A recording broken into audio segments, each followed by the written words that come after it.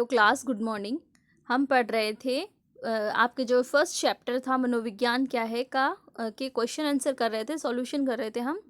तो 3 क्वेश्चन हमने कर लिए थे। चौथा क्वेश्चन करते हैं कि वे कौन सी समस्याएं होती हैं जिनके लिए मनोवैज्ञानिकों का अन्य विद्या शाखा के लोगों के साथ सहयोग लाभप्रद हो सकता है।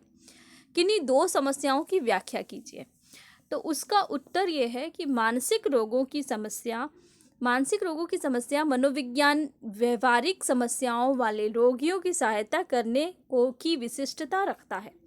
दूसरा, सामुदायिक स्वास्थ्य की समानता समस्याओं को दूर करने के लिए भी मनोविज्ञान की सहायता ली जाती है। फिर है वे निम्नलिखित समस्याएं होती हैं जिनके लिए मनोवैज्ञानिकों का अन्य विद्या शाखा के लोगों के साथ सहयोग लाभप्रद हो सकता है। तो हम अन्य विद्या शाखाओं के बारे में पढ़ेंगे कि कौन कौन सी ऐसी विद्या शाखाएं जो मनोविज्ञान से लाभ उठाती हैं। तो वे निम्नलिखित समस्याएं होती हैं जिनके लिए मनोवैज्ञानिकों का अन्य विद्या शाखा के लोगों के साथ सहयोग लाभप्रद हो सकता है, जिसमें सबसे पहला है चिकित्सा विज्ञान में डॉक्टरों ने भी यह महसूस किया कि स्वस्थ शरीर के लिए स्वस्थ दिमाग की आवश्यकता होती है। इसलिए अधिकतर अस्पतालों में मनोवैज्ञानिकों को नियुक्त किया जाता है। लोगों को हानिकारक स्वास्थ्य आदतों को अपनाने से रोकने तथा डॉक्टरों के निर्देश का पालन करने में मनोवैज्ञानिकों की अहम भूमिका होती है। जबकि कैंसर, एड्स और शारीरिक रूप से विकलांग रोगियों के इलाज के समय मनोवैज्ञानिक परामर्श की आवश्यकता होती है।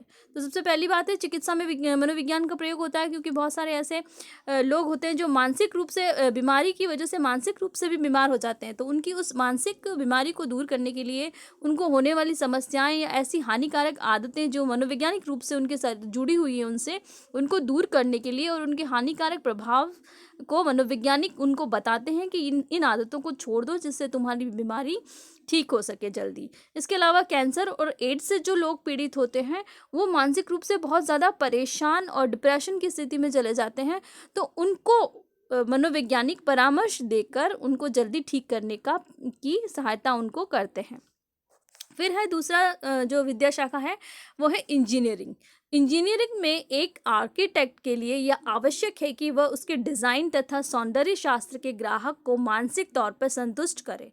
उदाहरण के लिए इंजीनियरों को सड़क तथा राजमार्गों पर सुरक्षा के लिए अपनी योजनाओं में मानवीय आदतों का भी ध्यान रखना चाहिए।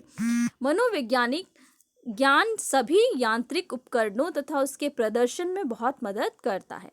अब इंजीनियरिंग के क्षेत्र में मनोविज्ञान कैसे सहायक है, तो उसके लिए ये कि एक आर्किटेक्ट है, अगर एक आर्किटेक्ट है उसने डिज़ाइन किया है सड़कों को और मकानों को या ऐसी जगहों को जहाँ पर सुरक्षा का बहुत ज़्यादा महत्व है, तो उसने उनको डिज़ाइन करते वक्त मानवीय आदतों का भी ध्यान रखा है। और मानवीय आदतें उसे कैसे पता चलेंगी, मनोविज्ञान से जुड़कर पता चलेंगी।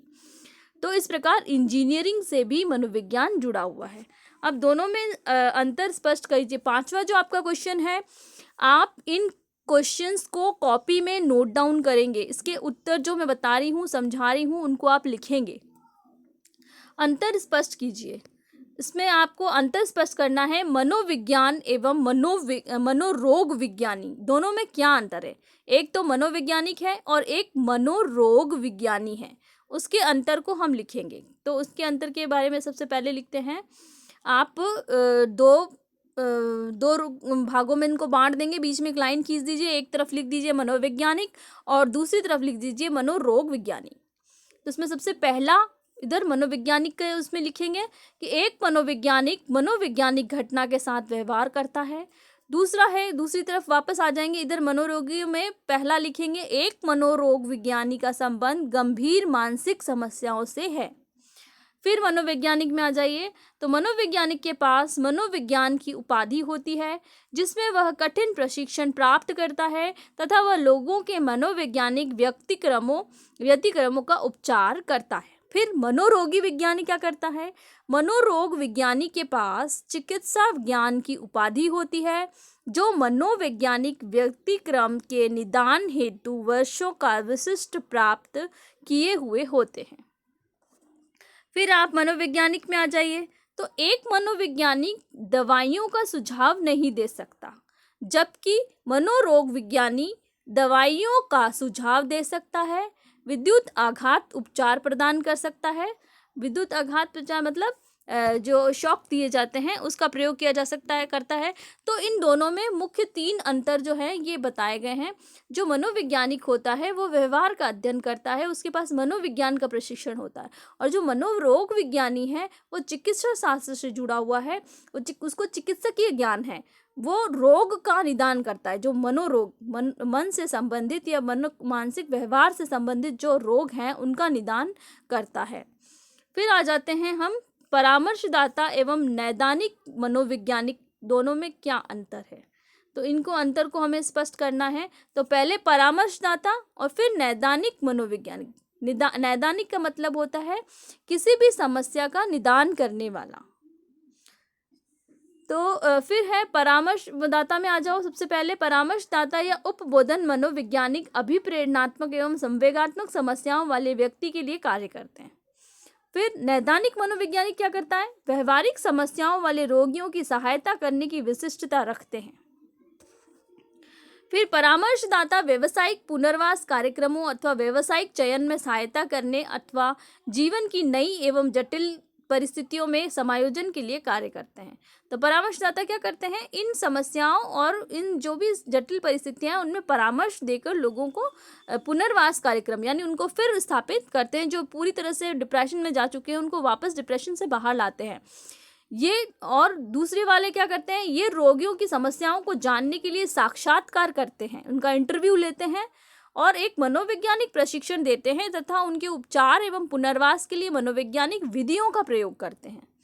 फिर है एक परामर्शदाता का कार्य रोगी के रोजमर्रा की जिंदगी के विभिन्न प्रकार के मनोवैज्ञानिक विकारों से संबंधित है।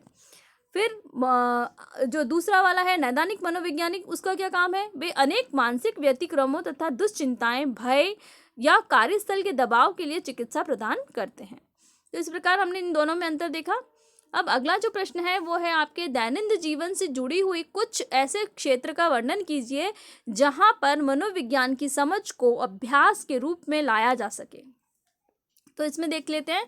तो दैनंदिन का मतलब होता है रोजमर्रा का जीवन, रोज, ठीक है। दैनंदिन जीवन के निम्नलिखित क्षेत्रों में मनोविज्ञान की समझ को आभास के रूप में लाया जा सकता है। सबसे पहले क्रीड़ा यानी खेल में, दूसरा संगीत एवं ललित कला में, तीसरा विद्यालय में और घर में। जो हमारे रोजमर्रा का जीवन है उससे किस प्रकार से मनोविज्ञान को जोड़ा जा सकता है।